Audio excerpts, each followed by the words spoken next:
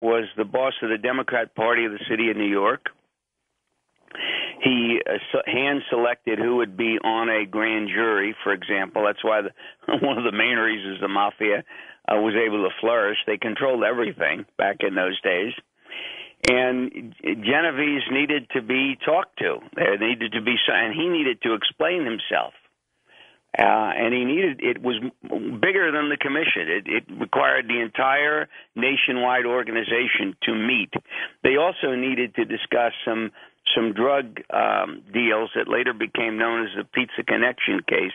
Crime family was structuring where drugs were brought into Canada, to Montreal, and then from Montreal disseminated to the rest of the country. This was heroin.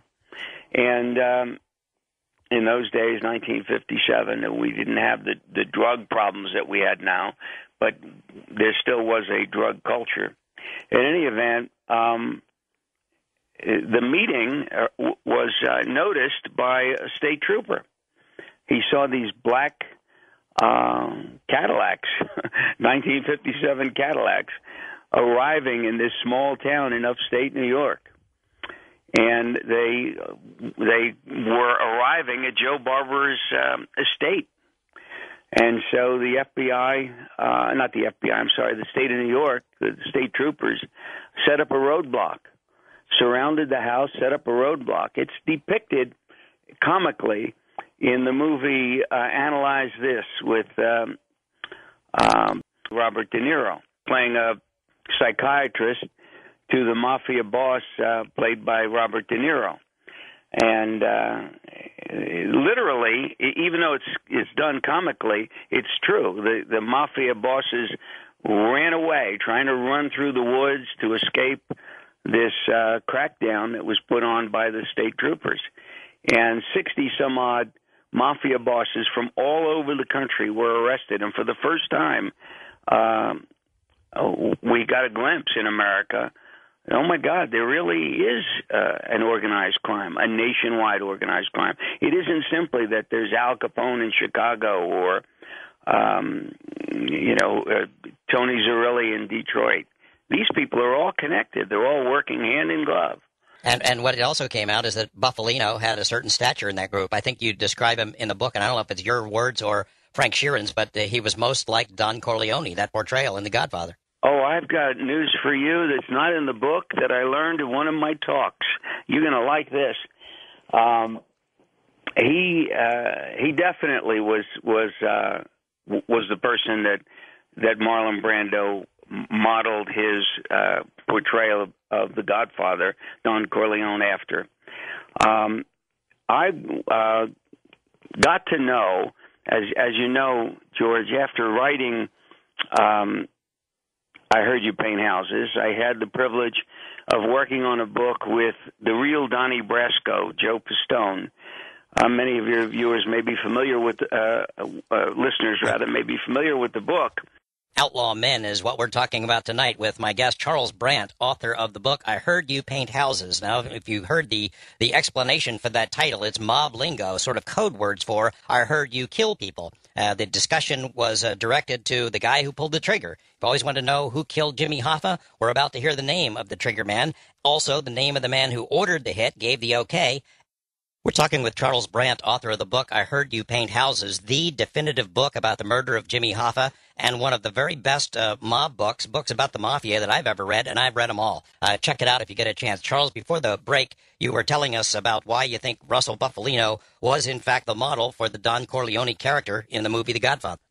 Yes, I was explaining that I had the privilege of writing a book with the real Donnie Brasco, who was played by Johnny Depp in the movie, along with Al Pacino as the mafia character, Lefty Guns Ruggiero. We wrote a sequel to the original book. It was called Donnie Brasco 2 Unfinished Business, where we got to talk about things that Joe couldn't put in the first book because he was still testifying about his 6 years working as an undercover in the Bonanno crime family. And Joe and I became fast friends. We're really good buddies. And he introduced me to the singer Al Martino, who played the Johnny Fontaine character in The Godfather. And Al has a fascinating story. He unfortunately died in October 2009 at the age of 82 of a heart attack. But before he died, he and his wife Judy and I became very good friends, and he confided some things in me. And he told me how when it came time to cast the role of Johnny Fontaine, he had it wrapped up. And Francis Ford Coppola decided he didn't want him. He wanted a real actor in that role. And so Al went to his godfather, Russell Bufalino, and Russell said to him, and Al felt not only was he entitled to the role, but he had expended $50,000 in promotional money to try to help get the picture made. And he wanted his $50,000 back, or he wanted the role. And Bufalino said to him, you've got the role, and you're going to get your $50,000 back besides. So he was called into the head of Paramount and told that Francis is not happy with this. You've got the role, but he's going to ostracize you on the set. And these were all young actors: Al Pacino, Diane Keaton, Robert Duvall. The only one who had any kind of history in the movies at that time was James Caan. The rest of them were young people looking for their break. And Al Martino said to me, I didn't mind that Francis, every chance he got, he shot me in a way that you couldn't see my face. You may remember in the movie how you see his white sport coat. He's being shot from behind a lot. He's walking under some branches, and you don't see his face. You see the character he's walking with. And so Al got a lot of disrespect from Francis Ford Coppola, and the other actors would eat by themselves. We eat together, but they would ostracize Al. And Al said he didn't mind because Marlon Brando made up for it. Marlon taught him how to act and took him to and from the set in his private jet and really took an interest in him. So I was telling that story in 2011 at the Sun Valley Writers Conference. And afterwards, a woman came up to me and introduced herself, and she said her name was Wanda Ruddy, and I knew immediately who she was. Her husband, Albert Ruddy, producer of The Godfather. And she said to me that Russell had final script approval to be The Godfather. That's how powerful he was.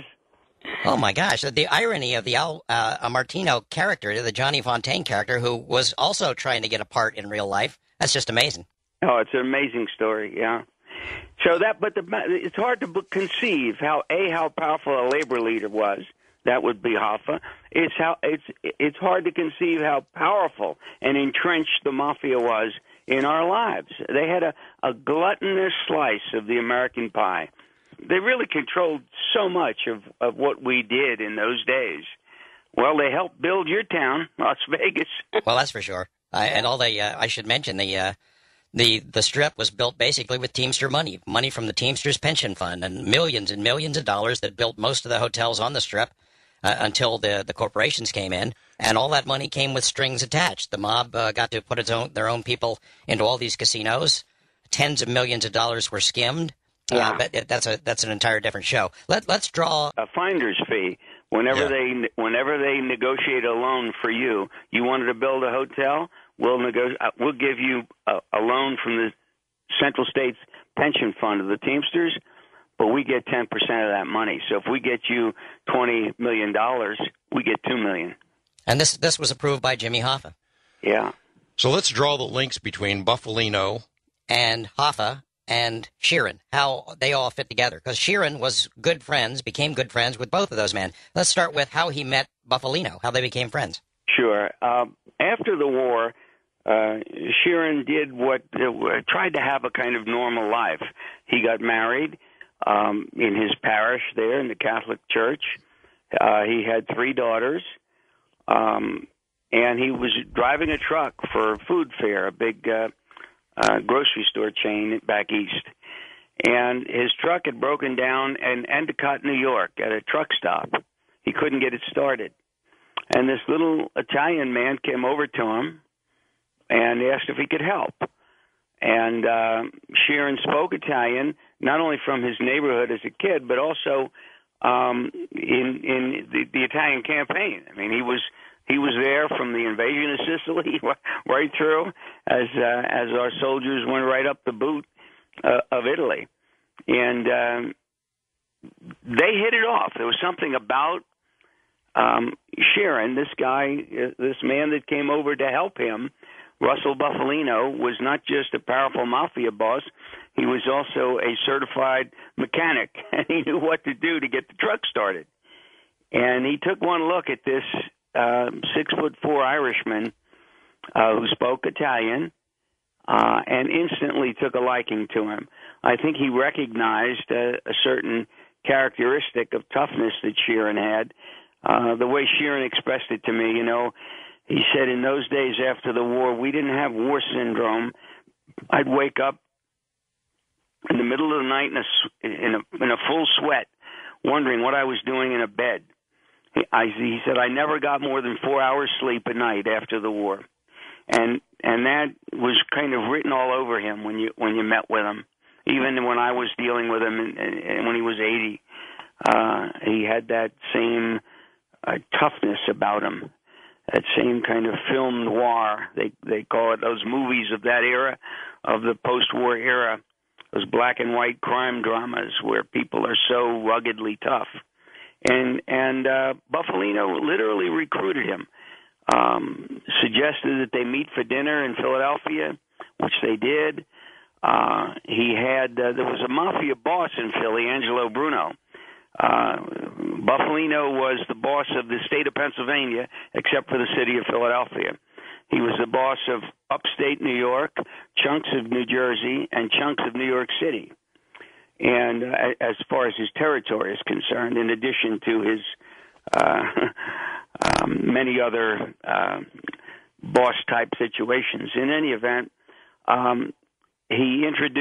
Russell introduced Frank to Angelo Bruno and Angelo Bruno's people, and they all found ways to help Frank make extra money. Pick something up, deliver something, whatever. And he was a truck driver, so it kind of fit. He might be going somewhere, and he'd take care of a matter for them.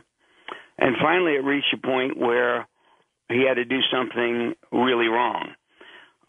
He was hired by a guy named Whispers to torch a laundromat, a big laundry that did restaurants, that provided the linen for restaurants. And he was hired by Whispers to do it. He was seen staking out the laundry, and he was immediately called into Angelo Bruno's restaurant, the Villa di Roma, which still exists on 9th Street in the Italian section of South Philly. And sitting there was Russell Buffalino, his mentor. And they wanted to know what he was doing. A big guy like him seen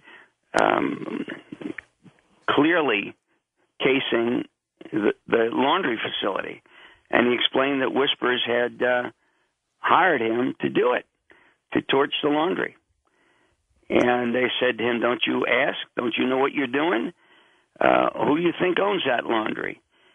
And it turned out that the Jewish mafia owned that laundry. The Jewish mob owned the laundry, and it was under Angelo's domain. Angelo had a piece of it, Angelo Bruno.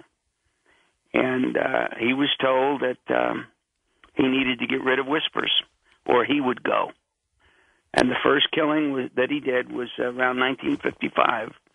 He killed this Whispers, and then he was in. He was in from that point on. And now you're part of the thing, because of the way they express it. He could never be a made man because he was not Italian, though. That's correct. He could never be a made man.